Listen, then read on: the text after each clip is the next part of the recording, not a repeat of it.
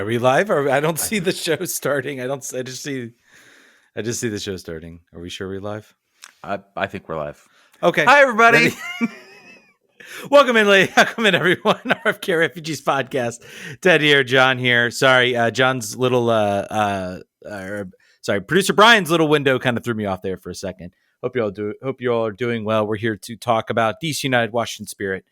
We are always here every week. If you're new to the show, we're here every Monday. We talk all DC soccer. We answer questions. We do everything. All fun all the time. So many questions too. So I think 80% of the show will be answering your questions, which is great because, say theoretically there wasn't an outline made for the show yet. Say that's possible. Who knows? Thank you for all the help. Yeah. And it looks like my now producer Brian's window is catching up on me completely. It's crazy. John, how you doing, my friend? How was your weekend? How was my weekend? Oh yeah, no, it's okay. It's pretty good. Played baseball on Sunday. Got hurt again. So that's that's the weekly report out. That's what's going to be happening. What about you? Did you have a lot of running around this weekend, or take a weekend off from that? I took a weekend off from the refereeing. Just needed a little break. But jumped right in. Actually went to discovered on Friday that Lynchburg FC, the pre-professional US PSL team, I think it's the league they play. Maybe it's UPSL, pre-professional. They were playing the DC United U19 Academy. So I got to watch that action. DC United did not do well. They had a player sent off, pretty clear dogzo penalty, red card, not attempting to play the ball. It was interesting. It was certainly a younger DC United team. I believe Nino, the 17-year-old, and I'm trying to remember his last name. He was getting called out. Yeah, Aldonado. He was out there as the number 10. Looked very good. Definitely looked above. Watching him out there, I'm like, man, this team really needs. They need an MLS Next Pro team, because I think he would be perfect to kind of just slot right into that team to get some minutes. I think it's clear what the goal of this team is. They're trying to give, the U19s, I think, don't really, have, I guess, an academy league to play in. It's normally 16, 17s, maybe 18-year-olds. So I think this is an opportunity to give some kids that are on the fringe. Also take some kids that I think that they probably think are really talented and have them play up against, 22, 23-year-old college kids, which definitely the size difference was noticeable between the teams. Right. For sure. And you thought you moved to Lynchburg, you wouldn't see any more DC United games. Yeah, there you go. What do you know? There you go. They come to you. Exactly. For one game, that's it. That's right. My weekly indulgence. What's my pick of the week this week from a music perspective? We have Phanogram Voices, came out in 2013. Nice. It's their best album. They have a bunch of them. It's the best one. So I suggest if maybe you're driving home, or you're doing something else tonight on this late night, that's a great album to listen to. Yeah. Shout out to the person, and his name I forgot, but he also, I feel like I should give him a shout out if he's listening to the podcast. It was nice to meet somebody who actually recognized me at the Lynchburg game. So wanted to shout that out real quick, but good record, John. Sorry, that completely was off the track. This show is just flying right off the rails. Let's bring it back onto the rails if we can, and usually fail. Let's talk DC United. 2-0 losers to NYCFC. Second straight loss of the season. Mood surprisingly, considering how some moods have been with teams when they lose 2 games in a row. I've actually got to give props. Usually I see a lot of, and maybe there still is some of that if you go into the Instagram comments or the Twitter comments, but well, don't do that. Yeah. But I feel like apart from that, which is always going to be doom and gloom after a loss, most people are kind of this is bad, but they I think the larger picture is still being seen. So maybe that's a positive take from this game. John, what are some of your thoughts about the game? Anything you want to talk about with that mess? The biggest. So we knew going into this situation, we don't really do well in New York City away, regardless of which stupid baseball field they're playing on. That was sort of the table stakes. We knew going in that we were going to be missing our right back and our best midfielder. He would not be healthy or available for the game, or they would be suspended. We knew Ted Cucci-Pietro was going to be injured. So that was all sort of bad news. We didn't do the math necessarily when we thought, okay, well, what does that do to the bench? And then we got to see that. That there were 3 bench players and 2 goalkeepers. That was the bench. we're going to have a lot of questions about that. I think people were basically saying, how could this be? There's some players that are on loan. There's some players that are on the roster, but are not going to dress because they want them gone. There's lots of injuries. There's suspensions. So you had Tyler Miller, who is not fit yet to play, just hanging out on the bench just to get some, I don't know, just get out of the house a little bit, stretch the legs. I don't really know why he was there. Be back into the team rotation. Let's just say that. Yeah, sure. So, expectations were low, and we could talk about there's not too much in the game to talk about, but you could say that the beginning of the game went as bad as poor as it could go. I think you could say they were underwater for about 20 minutes, resulting in a goal. Or when was that first goal? What was the time on that? It was 20th minute. So for right about that amount of time, maybe about 25 minutes. And then they figured out a way to tread water for a lot of the game, but you knew that there was no opportunity to change the game from the bench. You knew that they were sort of forced into tactics that they may not have wanted to do because of the personnel that were available and the size of the field.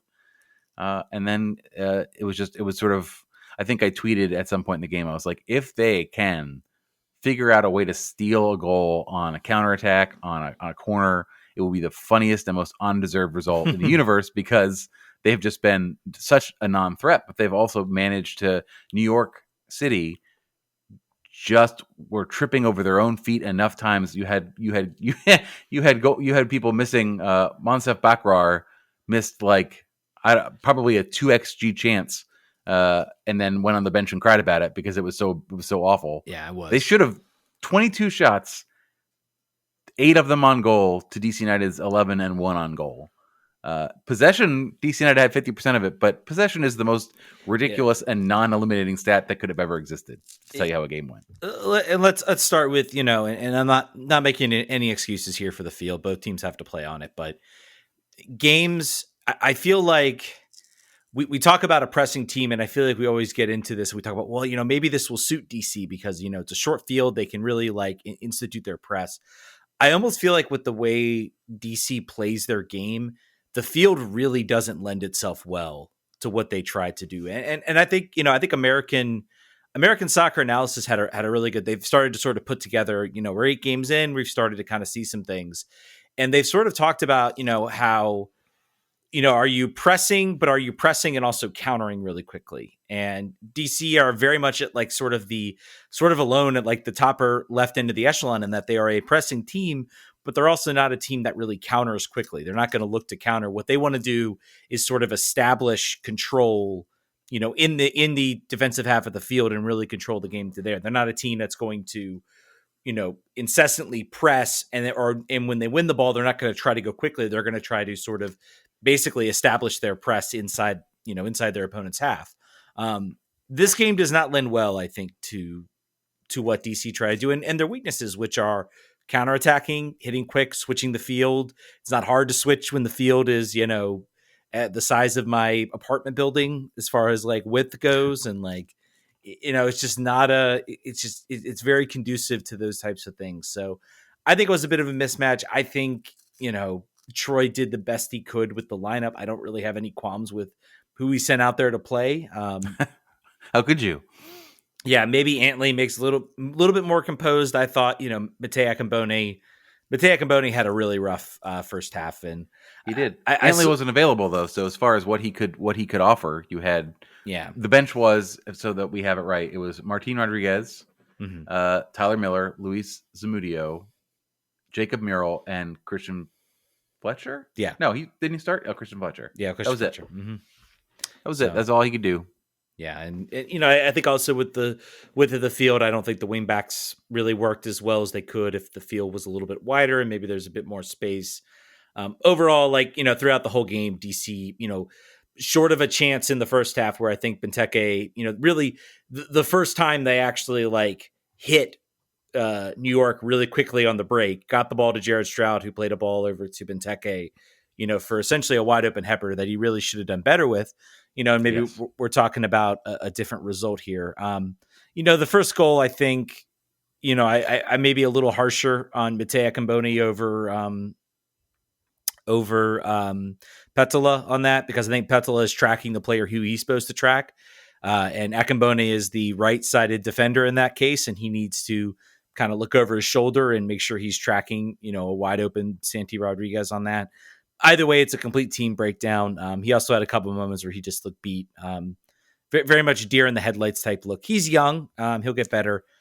He hasn't started since October 7th of last year. So if you're looking for reasons why he may not have looked up for it, that's one of them. But and he was better. I would say second half he looked a little bit more solid. There were less moments that really made you go ooh in that second half. But I do encourage people to go over and go to our Patreon and read the wrap up post that Ted posted. And while there's an excuse for why he performed the way he did, him, Jackson Hopkins, and Christian Fletcher do have to realize the stakes of the situation right now, and that there's an opportunity right now. There won't always be one. Mm-hmm. Hopefully this team gets to a point next year where they're really trying to win, and then there's not these minutes to give to these players, and there's not we only have 3 guys on the bench, so you're going to play. Hopefully that's a thing of the past next year. So they really do need to establish themselves, and Ted Kudipietro needs to stay healthy. Yeah, those are other things that have to happen. Yeah, and I'll be less harsh on Ted Kudipietro, but I in my article I sort of talk about the opening game last year against TFC, where Ted Kudipietro, at the time no one was talking about him being like the locked in starter. This was actually. I think I came in this year. I'm like, well, he had a good preseason. Let's see if it translates. But this might be his last year here. Like, if nothing clicks for him, he's gone. In a certain respect. So, and then he saw a moment, came off the bench, seized that moment, and really propelled himself last year. And I think Christian Fletcher. When Christian Fletcher comes off the bench, I didn't really see much. There wasn't really that much of a spark. Yes, he has a goal this year, but he really hasn't been able to really translate it. Jackson Hopkins is still young. I still think we forget he's maybe the one player we kind of forget he's still like, 19. But at this age, he's been a professional for a long enough time that maybe you would expect to see I think the biggest thing I'm leaving with a lot of these players is I don't see anything that gets me excited about them on the field. I can't point to a moment. Even Fletcher's goal is just, he's tracking the far-sided winger and the net's wide open and he does a really nice job just to kind of slot it home, but he doesn't do anything on that play that makes you stand on your feet. We'll talk about some of the Spirit players that are absolutely doing those things. Yeah. What is the opposite? Yeah. And I think that's really like, I want to see some of that, from these guys and they have an opportunity to do so. And they're not fulfilling that opportunity right now. And so maybe it gets better. Maybe they'll read my article and that'll, they'll start to play well. So. Well, their parents might already be Patreon, so it's very possible. If our Patreon drops, we'll know why. So, yeah. but no, it was a tough game. I don't know, like the New York games are just the where they play at Citi Field is hard to analyze. Really, it's an odd game. You can't approach it like a regular game. You can't approach it with your same tactics. So I think maybe Troy deserves some criticism. I think he should have maybe looked. Drill the team a little bit on, hey, we need to play quickly. We can't approach this like a regular game. Maybe he did those things and the team just couldn't get it. Again, the team is also without a lot of really important pieces. So he did not take the blame on this one. He was very much like, there was not a commitment from the players on this. There was not a full effort. That was where we fell down. So in the past, he had been like, maybe it's my fault, the fact that we continue to give up goals when we do. And that's about preparation. That's about, mental sharpness. That's my area, and we're not doing it, so we got to work on it. But this game, he was just basically like, they didn't try hard enough. They didn't commit, even in the player. And he was basically saying the roster size, the injuries, the suspensions are not an excuse for effort, and they're not. Yeah. I think he didn't throw anyone on the bus quite clearly, but he was not saying like, point the blame at me, guys. Mm-hmm. I didn't prepare them well enough. So, it's something to watch. Yeah, something to watch. We've talked about, his demeanor with the team and everything. And maybe this was I'm going to kind of take the mask off a little bit and say this isn't acceptable. I want to be I want to be the nice coach. I want to be the good coach. I want to be the motivator. But, maybe there needs to be some stern talking, and maybe that there's a question for one of our Patreons that I want to drop that's right relevant to that. Dapper Dinosaur, that is his real name, says, I'm curious about what not literally, that's his legal name. I'm curious about what we're going to see from Troy when he needs to bring the accountability. How does he maintain the chummy atmosphere in the club if he needs to make it clear we need better performances? I mean, I think you got to look at it from the fact of, at the end of the day, you would hope that a player like Matthias Klick, who's been a professional, a player like Christian Benteke, understands that this isn't good enough and that, they need to also push harder and, they can be the captains on the team and, hey, it's been great. We've been playing well, but, now we need to start getting some results. And, I think we're hopefully in for a little bit of a better display against Seattle, who are having a very rough time of it right now. And it's at home, so, the fans will be back, the crowds will be back, the drums will be back, all of that will be back. So, but I think it's a perfect moment to yeah. And Seattle's coming in. There's some red cards, so they're going to be missing some players. They lost. Certainly. Alex Rodon, I know, is one who's out. Yep. Although I was just about to say, you're catching a team at the right time. We said that about Inter Miami, and we know how that went too. So maybe this team, they don't do so well with the trap games. I think to your point, Ted, I think that's right. You can hope that you can lean on the team. Otherwise, he's not going to be camp counselor all the time, and you can still have a chummy atmosphere by understanding this is a results-oriented business. I look at that game. I'm thinking back now. It didn't seem to me like a lack of effort, really. Like I wasn't seeing like lackadaisical play, really. I mean, maybe I need to watch it again. That's not what he said it was a matter of effort. I didn't really see that. But he would know better than I. But I don't know. It definitely looked like, to me, it looked like a lot of lack of sort of preparation. I maybe agree with him a little bit on sort of the lack of effort. It just looked like the team, maybe, I think it seems to me like maybe, he went in saying, hey, here's how we're going to play. This is going to be a different game. We're going to have to move quickly. We're going to have to move the ball quickly. And the team just kind of got, essentially run over by a team that knew how to play in that situation. So I don't know. It's, yeah. Another Patreon question that's relevant. Bear Witness says, do you think Lesane would change anything about his tactics or lineup if he could go back in time? Or was that just the product of having a short bench on a tiny field? I think you made a good point about wing-back play. And they switched to a back four at the end of the game, which is also when they gave up the second goal. But that's neither here nor there. They were chasing at that point, trying to get a goal. I don't think other than to maybe say that they needed to play with a little bit more quickness, or they needed to figure out how to sit back and absorb pressure early in the game when they were being sort of onslaughted like that, and then look to counter.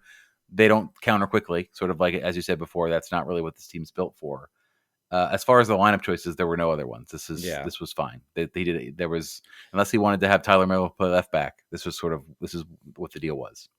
Yeah, I mean, really, he put out who he could put out, and this is. I think the more interesting part about this is, and I think also back to his lack of effort. I mean, the team was facing similar issues against St. Louis, and they put in an incredible effort in that game to get a point, to get a draw, to almost win that game based on the roster. So, I think that's another aspect to sort of come out and say, yeah, maybe the effort wasn't necessarily there. So, and yeah, sorry, go ahead. I was just going to say, I'm just thinking back to the fact that Martin Rodriguez is not even a consideration to start. Yeah. And how like absolutely foolish we all were in the preseason. Like, all right, he's healthy. I'm sure he's probably going to start. Like you would assume he would start based on his, the roster as it exists, his salary, the fact you have him for one more year. And it's like, no, absolutely not. Not even with three guys on the bench. I mean, at least he's making the roster. I mean, Mohamed Diaz, I think that to me was maybe the more surprising part, that he wasn't even like on the roster. The question, I want to make sure we get the question for that on there. At RJ Olson's, one of many questions from RJ, says, what do you think it says that Mohamed Diaz didn't make a bench that only had 5 players, 2 of which were goalies? I hope it means that there's either a move imminent or they're looking to exercise that contract buyout. I hope that's what that means, because otherwise it doesn't make sense to not at least have him out there. They had no defenders out there. None. 0. I think if they were going to exercise the buyout, they should have made him come and just ran wind sprints after the game for like 2 hours. Like just get your money's worth. I mean, that's the only thought to me. I mean, the trade deadline is, Goff is reporting they're looking to trade/transfer him. My guess is I think their transfer window with interested teams, I think, closed out, earlier this year. Maybe they're looking for like a trade where they, have to keep some of his salary on the books, but they free up the roster spot. I don't know. He's going to go hang out on Ravel Morrison's island. Yeah. Just like riding around in their DC United furnished Sea-Doos. Like, I'm curious who would be a team that would like trade for him. I want us to dump somebody who's like really bad. Normally like Colorado would be the team, but Colorado was the one that on my mind when you said that too. Yeah. Also what I was might be Chicago. About. Chicago are a trash fire right now as well. They are too. More questions. At Brandon Zabron says, this is from Twitter. How much weight do you put into the New York City FC game? Depleted roster and below average field size didn't line up well for DC United from the start. I think we kind of said that. Mm-hmm. We said that the people are generally feeling not too depressed by that loss. I think the game Orlando was much more of a kick in the gut than this one was because of expectations and the fact that we were home and the fact that we had a lead. Mm-hmm. And the fact that we played well in that game. Like this is the first game. This is the first game against, and there were certainly stretches of that Orlando game where they didn't play well. I think they got a little bit overrun, but I mean, they were higher XG. This was the first game where I can legitimately say DC was second best. Maybe the Cincy game being the other one, but like this was the first game where really this team just felt like second best in nearly every category. So I think the Seattle game, if that one ends in a loss or even a draw, I think then maybe we start to say, okay, now it's starting to get a little concerning. Results aren't the only thing. This is about building a culture, changing things. But it's that would be a tough that would be a very tough pill to swallow if they can't get 3 points against Seattle. Another question from RJ says, with the status of Knaus up in the air, do you think United makes any last minute moves prior to the close of the transfer window tomorrow? I think no. I think this is the team. Yeah, this is the team till the summer until they can figure out some other moves, get out of some contracts. It seems like Tom Bogart's reporting that there is some trade market, there's some trade market maneuvering. There might be some last minute moves. He has Seattle Sounders defender Xavier Arriaga as one that could be on the move. I think that's maybe one to keep track for DC. Also center back Dave Romney as well. Another out of favor in New England. Yeah, I mean, you're looking at center back depth for this team with I think that could be something to look at, but I think that I would be shocked if this team makes any move other than a Yaz going away. Basically, he would be the only. And that doesn't have to be by tomorrow. That could be whenever. Yeah. So, Brendan Cartwright says on Twitter, if Jeremy Gray is not getting recalled for the New York City FC game with only 3 outfield players on their bench, safe to say he's not going to get time with DC because remember Hayden Sargis got recalled in a similar situation. Do you remember the other DC United homegrown that's never played a minute in an MLS game for the club? I know the answer. Do you know the answer? You posted it on the I didn't know if you read it. I did read it. Okay, it's Antonio Bustamante. That's Yes. who it is. I think that's probably safe to say. Yeah, and that's a real shame. We clearly didn't care about how Las Vegas' feelings about the last time. We're like, tough luck. We needed this guy to stand on the bench for an hour. Yeah. I think after that moment, they were like, look, I think they maybe said, look, do you actually, if you're talking about an emergency, will you actually think you might play him? Then yes, but otherwise let's just leave him there. I think it speaks a lot. I think it speaks, unfortunately, about Jeremy Gray. I think this is Jeremy Gray. Jeremy Gray's done. I think this is his last year for the team. This question we've answered in a fashion before, but I don't know. Wames, WHAMES on Discord says, with the midseason rule changes MLS is teeing up that include the provision to waive and forgive 2 contracts from the cap, who would you want DC United to strategically shed, even if they're producing well? And what holes should Ali fill with that newfound cap flexibility? Not to worry about if they're producing well. I think we've decided who the 2 players are that we would get rid of. Is Mohamed Yaz and Martin Rodriguez. Those are the 2. From a perspective of the hit on the cap and what they're doing, they're the quite obvious ones. Yeah. And what hole should Ali fill with that newfound cap flexibility? I think we talked about that too a little bit. I think we need a bunch of things. We need center back depth. We need a left back. We need a starting left back. We need a creative midfielder. and we need a winger. Yeah. All things that we are sort of replacing by those players, and also the natural holes that exist. And I also think that maybe a backup forward. I don't think Jacob Murrell's ready. Yeah. I think that was a bit of a, not necessarily a reach, but we were paying him money with the assumption that he could leave college early and contribute right away, and I don't really see that. So maybe another backup forward. Another guy that, I kind of wish get more depth in, and then maybe look, hopefully this team, the MLS Next Pro team, but he would be a guy I would absolutely want to have on that MLS Next Pro roster. Another great question from our listeners says, how much, another RJ Olsen question, how much do you think DC United is hurt by not having a Next Pro team? They need to get Fletcher and Akamboni more minutes. I think tremendously so. I think if they had one of those teams, you would never have a situation like we had in New York City, because you'd have an emergency loan from those players up there, and you'd have bodies, and you wouldn't be in a what do we do situation. But yeah, these players are not going to grow. Jackson Hopkins, before this resurgence of being in the game, being featured all the time due to injuries and lack of depth, was at risk of turning into one of those players. Griffin Yao, a player who could not get minutes. Griffin Yao was a bit more of a particular case because he proved that whenever he played for Loudoun, he showed out, and it was just too bad. He was too good for USL championship, but was not ready to contribute at the MLS level for whatever reason.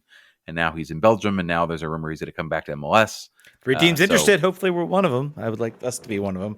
It would be funny if after the interview he gave to American Soccer Now or whoever it was, where he was like, DC United didn't value me at all, and I'm happy I'm gone, basically. Or whoever he was talking to, that was the basic premise.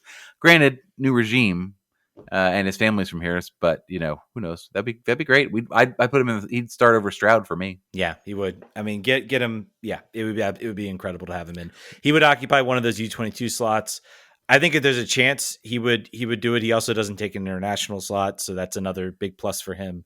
This is the Chris Durkin move. We just have a ceremonial return home, come home from college and intern and back at your old job for a semester, and they get traded to St. Louis. Yep, that's right. But I think that's interesting. I think his type of move, I think you're going to start seeing that happen with a lot more players with the U22 slots, where maybe they look at it as a, you move a player to Europe, at 16, 17, 18, where, it's clear they're not going to get minutes in MLS.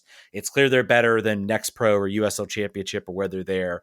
But this is an opportunity maybe them to get a step up, because the Belgian league, other than Anderlecht, is not, it's not the highest quality league. Like, it's Europe, and people I know Europe comes with its own little prestige, but the Belgian league is not the highest quality. I think there are some MLS teams that would actually run the table with some of those Belgian sides.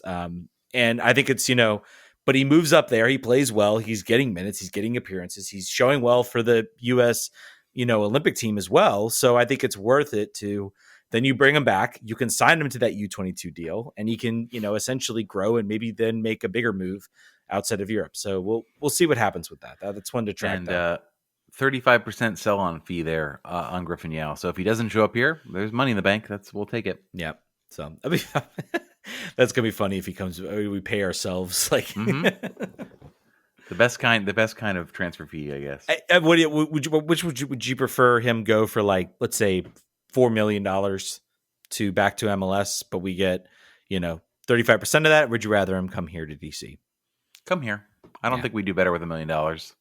We're not constrained as much by money as we are by the salary cap. Yeah. So, I assume, granted, I did not fall off the turnip truck yesterday. I am not assuming Jason Levian is writing checks, throwing money all over the place. I'm an alive human. I've been in this area, but this particular problem right now is about the salary cap. Yeah, it is. That's the situation we are in currently. You could buy yourself out of that now, and then that becomes about money once again. So we'll see. We'll withhold judgment to see if that happens or not. But I'd rather have the player. Yeah. And we'll see what this team does with I think Martin Rodriguez will be here till the end of the year. I think they might use the contract buyout on Yaz if they can't find anything else. I think they're going to be desperate to find something else.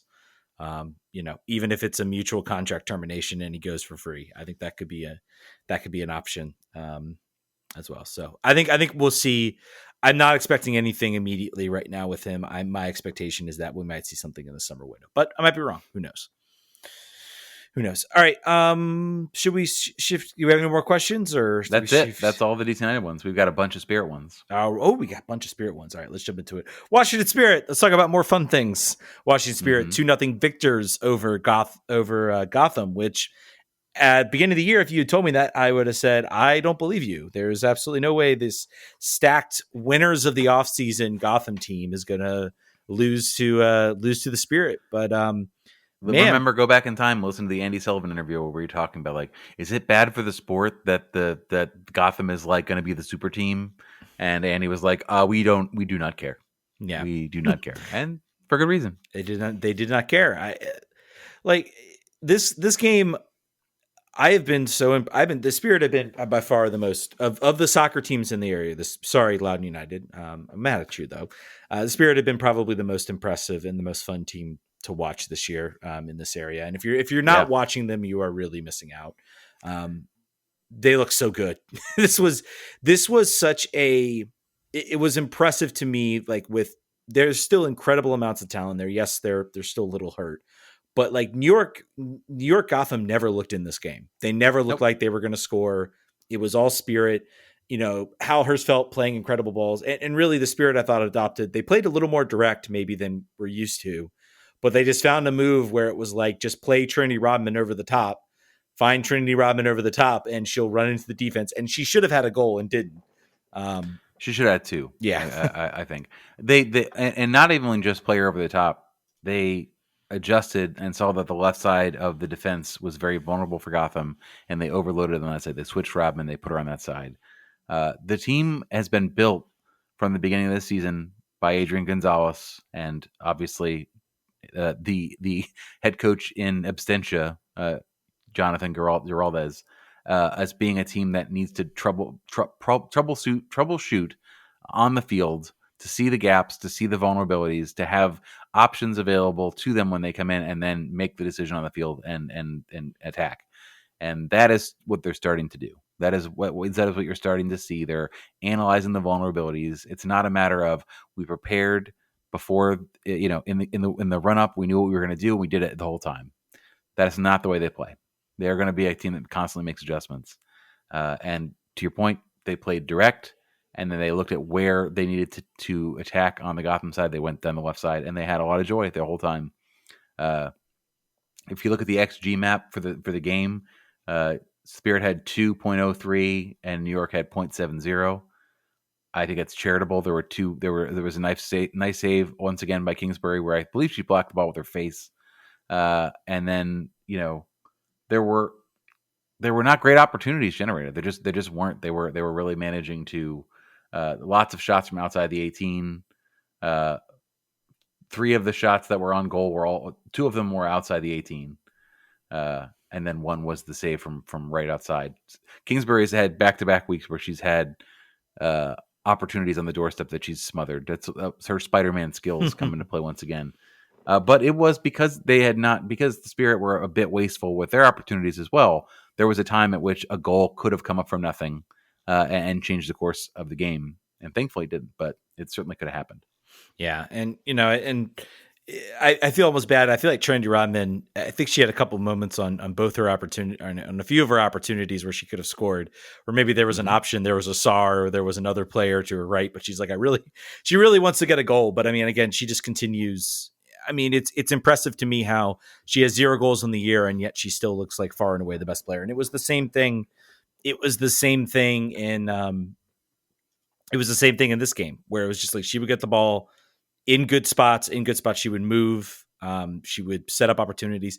I also thought Sarah is starting to maybe turn a corner a little bit. She looks a little more goal. She's getting better opportunities in front of goal. Her movement looks a little bit better. So maybe whatever the coaches are seeing, maybe we're going to start to see it a little bit better. I think the past 2 games, I thought she's been much improved over what she has been. So she has. I think that her attributes today or during that game were much more about her ability to press and create turnovers and facilitate, rather than be the target 9 that she's positionally set up to be. But it is an improvement. I think she was wasteful. I think she missed 2 big chances, according to stats. So, now again, it's you want to see something different from that 9, and you probably will. I think when all the pieces that are in play. Ashley Hatch scored her first goal of the season, from the penalty spot in this game too. So when you talk about Trinity not getting off the mark, this team is being pulled from a production standpoint by its rookies. Yeah, which is not what you would have expected. That is, Mark Krikorian is doing like the moonwalk in his office and like giving us the double bird a la Amber Brooks and us and all the rest of the fans. Yeah. But yeah, I mean, there was. I'm looking to the stats. If you look at the overall stats, you had 29 clearances by the Spirit to Gotham's 8. The Spirit had, like I said before, had many more shots. It was just the narrative was the Spirit haven't played anybody yet, so that's why they have 1 and 3 in a row. They played a bunch of nobodies. They played one game out in Seattle. They looked like they didn't know how to play soccer, and maybe that's the real team. Gotham does have 10 people on the injury reserve. That's not the Spirit's fault. They didn't do that. Tierna Davidson added to that and maybe became the 10th during the game with a hamstring. But they're still a good team. They're still really good players on that roster. They're still dangerous, and the Spirit just dominated them. Yeah, the whole game. I mean, they still have Esther Gonzalez. Yep. From the World Cup winning Spain team. They still have Lynn Williams. Lynn Williams was out there. Emily Sonnet. Crystal Dunn subbed on. Yeah, Crystal Dunn subbed on. So, I mean, there's still, was it maybe not the full strength, New York side? No, but it certainly was. It certainly was a squad that is still very talented. And I think the Spirit just completely outplayed them, and I waxed so much poetics about Corey Bethune in this game, and she has probably the best goal of the week. I would say, just well taken shot from. Well, there's some good ones this week, but it's certainly up there. I don't know if she'll win the goal of the week. Unfortunately, it's there's a free kick out in California that might take it, but. Yeah, just a really nicely well taken goal. It's kind of funny with the amount of chances they had that were probably higher percentage chances, and then she just whips that one out. So did they have that one calculated? What that chance was? I tried to look for a shot. It's not up on FootMob, unfortunately. I tried to look. It has to be very, very low. She created up. She received the ball outside the 18, finds a spot between a midfielder and defender, dribbles to the side, creates some space. And tucks the ball into the near post. It was moving a little funky. She knuckleballed it a little bit, and it sneaks in. It had to be very low percentage chance, and she converts, and she wins the penalty. Once again, that was the much shorter version of the VAR review. Did not take 15 minutes this time, but they saw the opportunity. Once again, she I forget who handled it, but. Might have been Dabinia. Yeah, I don't know. By the way, sorry, just to interrupt. So, FBref has her total XG as 0.2 for this game. So this was not even her highest XG goal game. So somewhere in the low percentage chance. Sorry, I meant Bruninha, by the way, not Dabinia, who I believe still plays for North Carolina. Yeah, but still, by the way, I just want to say with Bethune, 4 shot creating actions, 2 goal creating actions. So still, racking up those numbers. And she again looks incredibly good. Passing accuracy is not great, but she's certainly, I think it's like 56%, but I don't have the progressive passes or where she plays her sort of passes into the final third. I bet I can look for that if I look a little harder. But still I think just another sort of incredible performance from her. And I think she's sort of starting to get some of that national team buzz as well.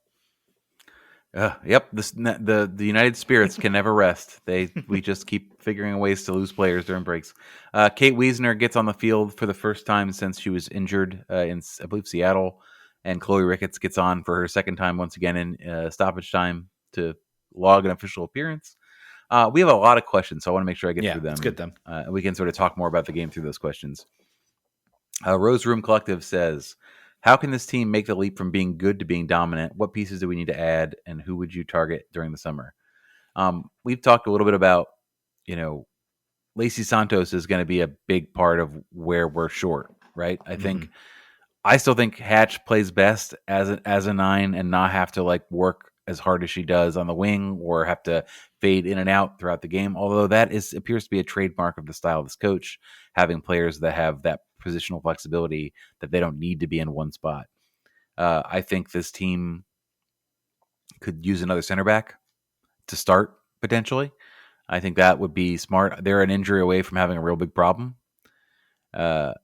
they're strong in a lot of other places. The midfield is become very deep. Paige Mateer, who was an every game starter, is now relegated to being a 15-minute a game player because Hal Hirschfeld has taken that job with two hands and isn't giving it up. Yeah.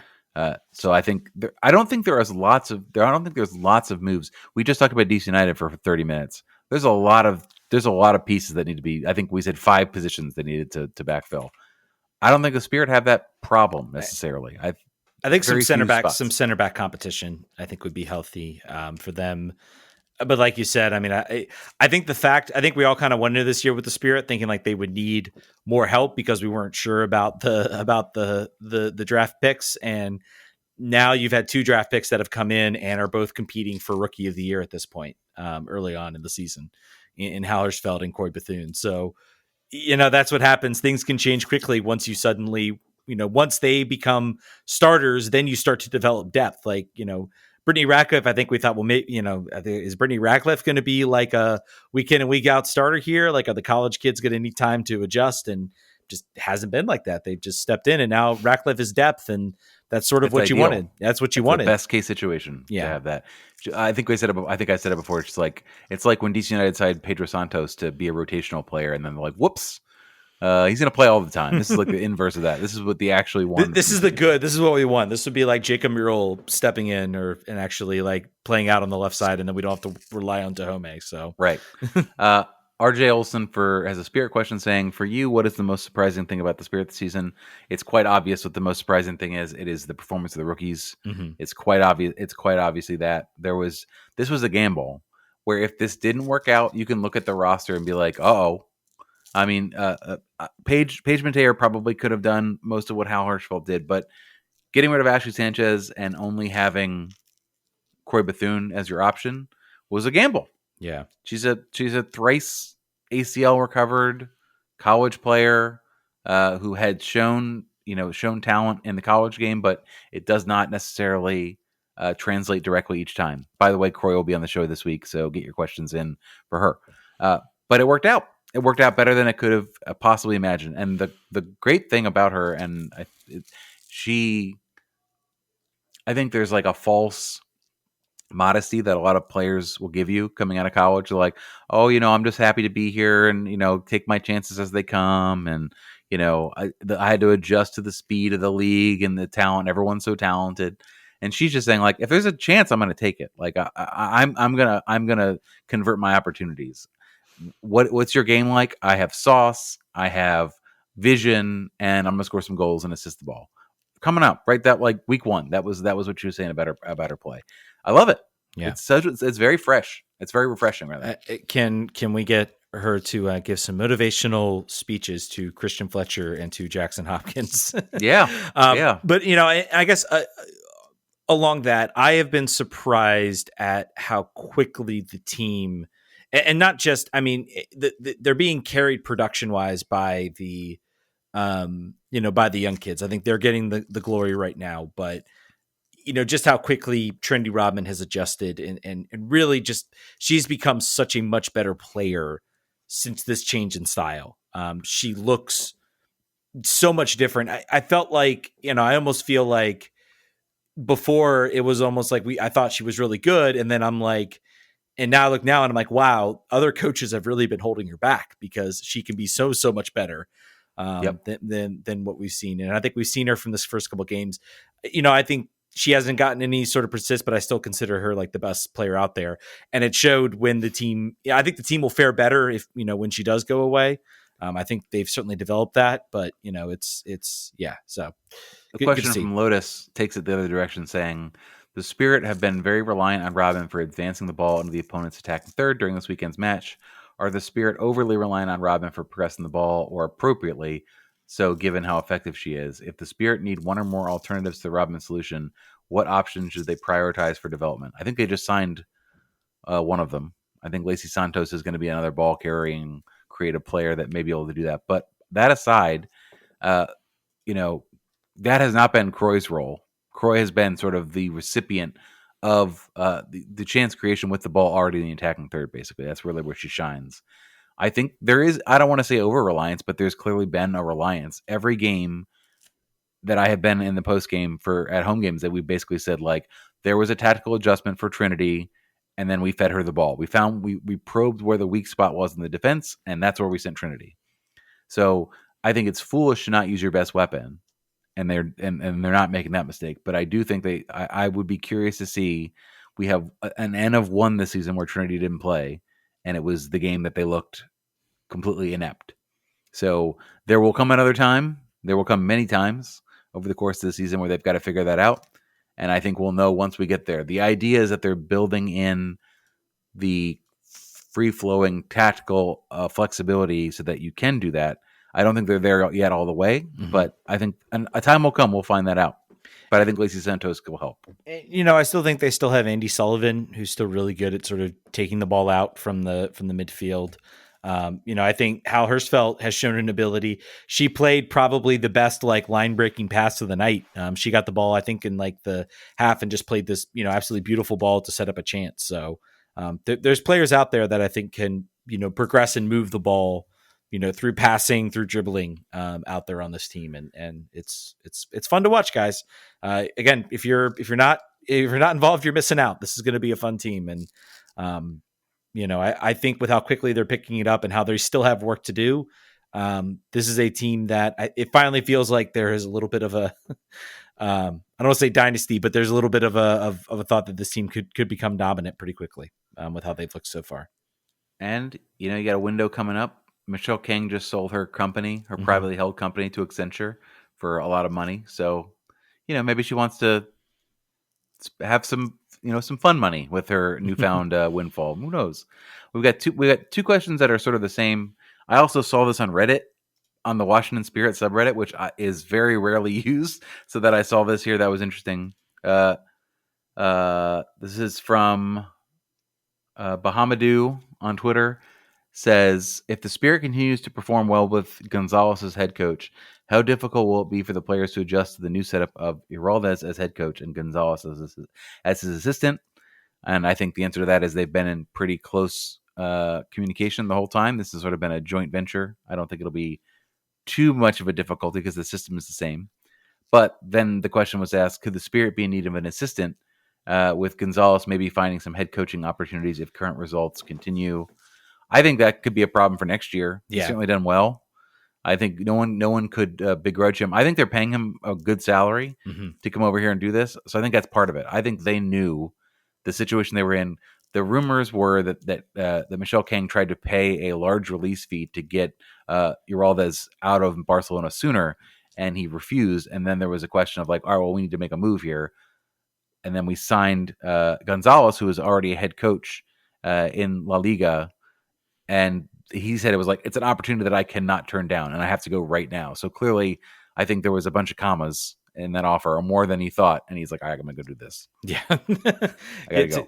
And he's earning it. And I think eventually, they're, with how aggressive this league is looking, I'm sure there are other coaches, there are other teams around the league that are maybe paying attention that aren't happy. A team like Portland, who just, moved their coach to the front office and is trying to figure out what they want to do. Mark Parsons is sitting with athletic writers in stands talking about games that he's watching. So I think his agent will likely be calling Portland too to say, hey, remember me? We did pretty good when I was there. Remember me? Although how do you have to feel? Yes, there are different players out there, but I mean, it's a lot of the same lineup, and the team looks so much better than really under Mark Parsons, this team never looked this good.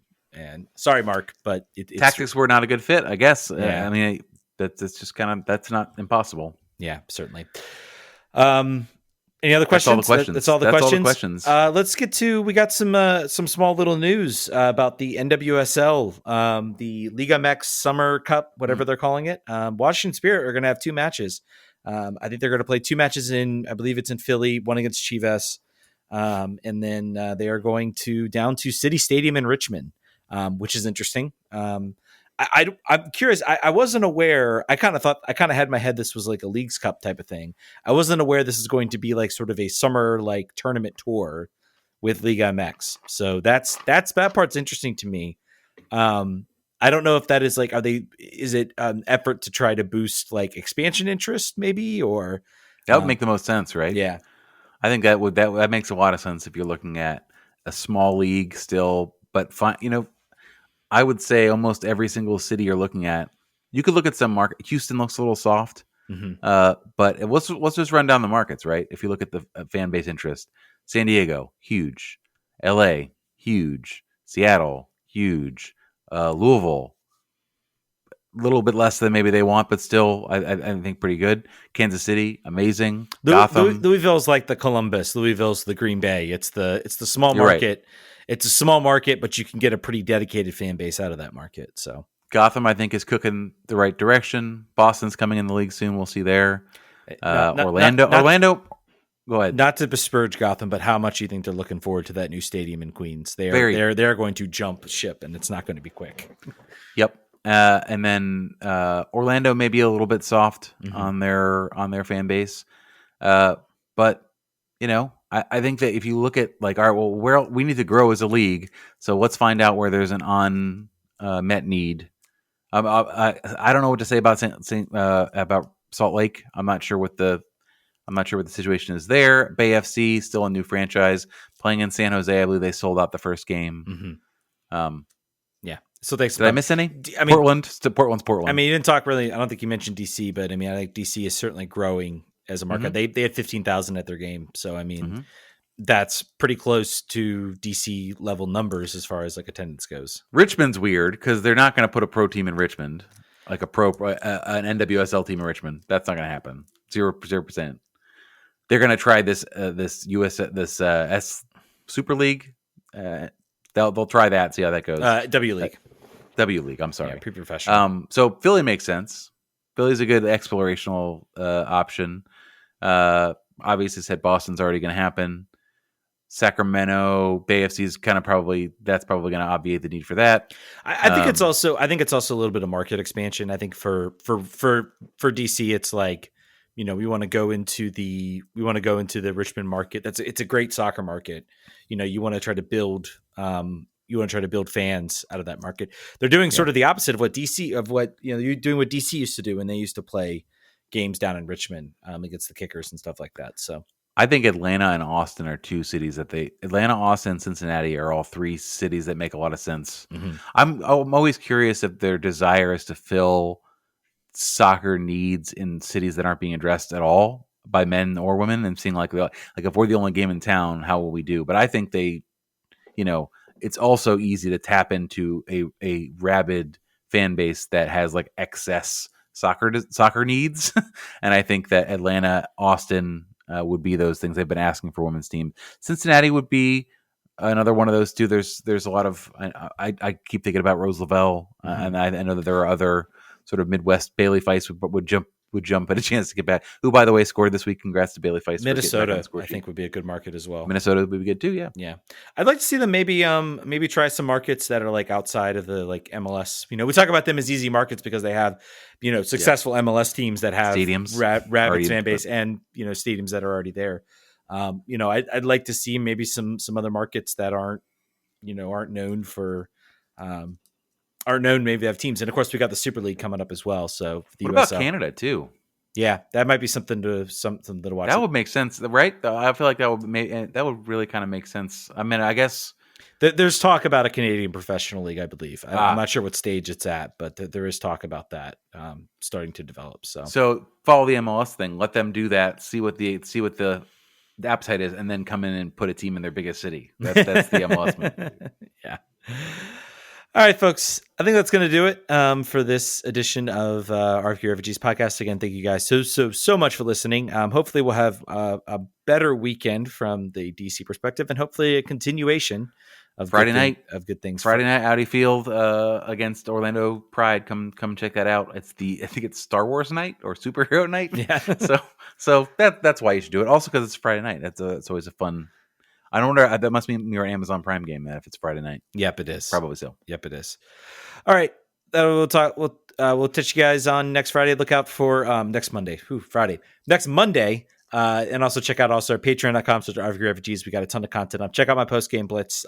Feel free to flame me if you think I'm being too harsh on some of the DC players. We'll have player previews. We'll have an interview with Corey Bethune coming up. So definitely worth to get involved with that. Remember, if you just join at any level, you get early access to to get access to the previews. You get access to the match previews. You get early access to the post-game blitzes. So we're gonna keep those as early release. And of course, also, if you're at the $5 level, you get the special Patreon feed for the podcasts, as well as the extra shows like the interviews with Corey Bethune and stuff like that. So definitely check it out. It's worth jumping on. We appreciate you guys. Again, we will catch you guys next Monday. Vamos. Thank you for listening to RFK Refugees Podcast. Make sure you rate and review the show wherever you download podcasts. If you want to support the show, consider joining our Patreon or subscribing to our channel on Twitch. Lastly, make sure you're following us on Twitter, Instagram, Facebook, Threads, YouTube, Twitch, Goals.tv, Friendster, MySpace, and Tumblr. Some of those are even real. Vamos.